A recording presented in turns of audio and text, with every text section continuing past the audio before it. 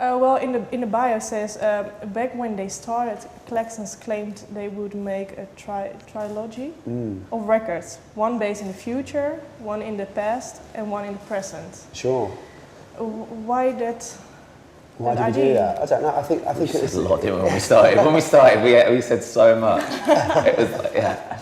I think also it just sets a goal. You know, you give yourself a long term. Give yourself a 5-year plan, 9-year plan. You know, and you know that was part of us setting out what we were going to do over the time. And you know, you look back at it, and it's like, yeah, actually, that's kind of what we did, and went beyond that. You know, the first record, The Future. This record, The Present.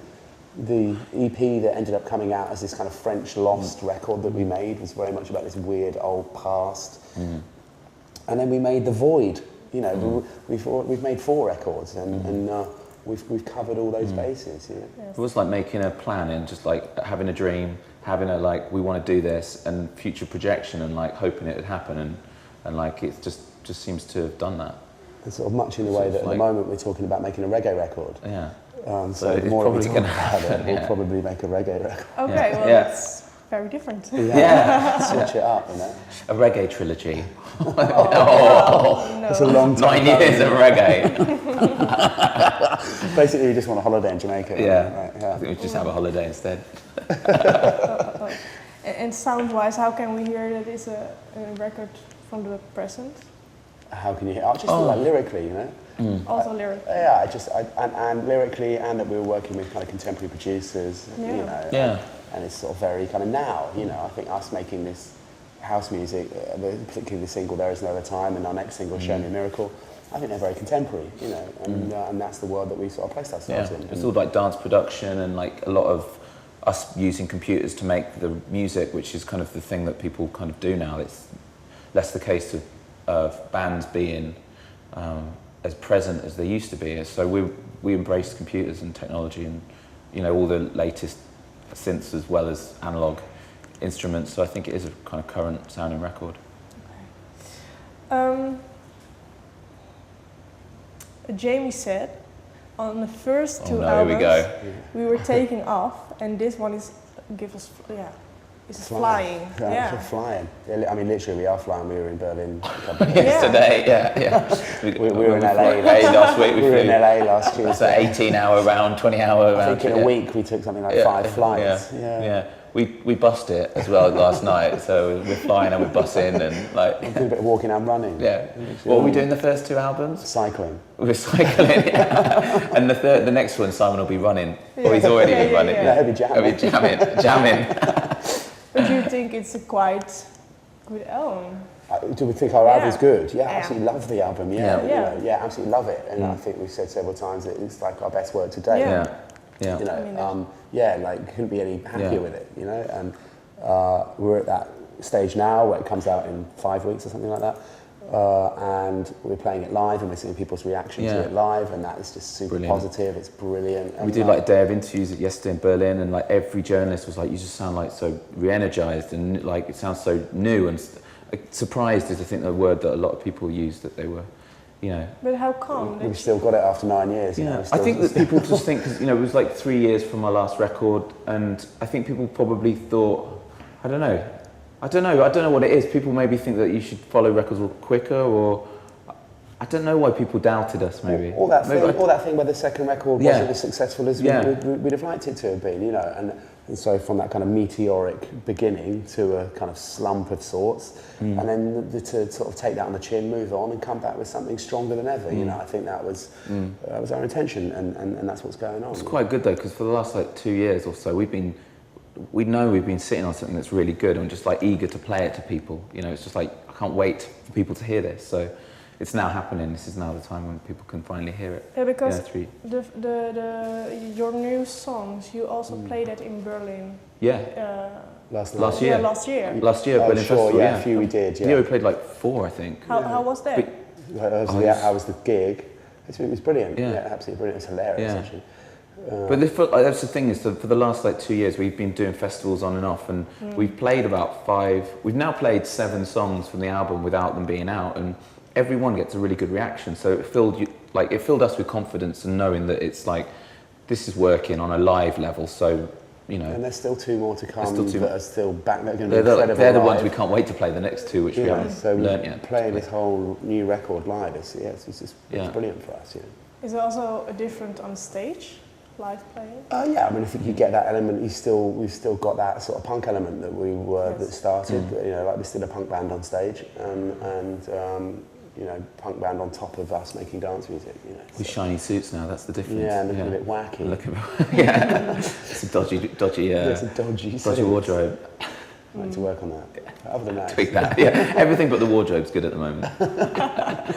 Oh. Well, you also work with James Murphy and Tom Rowlands, the Chemical Brothers. Why did you work with them? Just because they're like the best, you know. Like, you know, if you say we were there saying, okay, we want to make this leap from having worked with, I think, the best rock producer on the planet with Ross Robinson, and then the decision was made to make the dance record. It was like, who are we going to get in? And we were like, let's just go, not mess around. Let's go straight to the top, you know. Get Tom Rowlands, who had never produced any other band before. It was his first production for somebody else. Okay. James Murphy, you know, the master, and Errol Alkan, the UK's answer to that. And you know, and it was just go straight for those guys. And it was cool. We played them the demos. We sent them the tracks, and they were just like so up for it. They were just like, yeah, let's do it. And they all picked different songs they wanted to work on. So, you know, it was amazing because we got to work with we said it before this, but our heroes. You know, they were people we looked up to growing up, and you know, who continuously have made great music for a long period of time. And you know, they make music that doesn't sound old as well. They make music that still sounds so young and like vital. And it's just a huge honour to be able to work with them. Wasn't it scary? No, because we were already friends with them. Yeah. Well, it's not scary when you've been touring with somebody over the summer and you're touring with them and you know that you're just going to have really good fun. Yeah. You know, they're already our friends, so like, it's all good. Okay.